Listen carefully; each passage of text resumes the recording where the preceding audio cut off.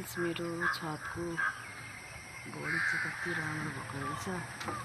अनि हामी इलाम घुम्न गएको थियौँ अनि पानीले पनि सुकेछ अनि छतको बोडी पनि बिचरा मेरो बुढाले टिप्न पनि भ्याउनु भएन रहेछ। हेर्नु यहाँ बोडी हेर्नु कति धेरै कमिलो लागेछ, रातो कमिला अनि सबै रातो कमिला लागेछ बोडी पनि। अनि बोडी पनि कति धेरै फलेछ होइन। एक दिन छोड्दाखेरि त करेला पनि कति राम्रो भएछ हौ।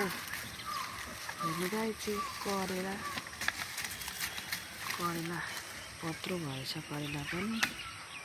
अनि हेर्नुहोस् त गाइस बोडी मेरो छतमा कति धेरै बोडी फलेको छ हेर्नुहोस् त। नगरेपछि त के हुँदैन र हैन। यस्तो दामी छ नि मेरो करेसाबारी, मलाई एकदमै मन पर्छ। बोडी पनि हेर्नु कस्तो लामो फलेको, कस्तो लामो बोडी फलेको छ।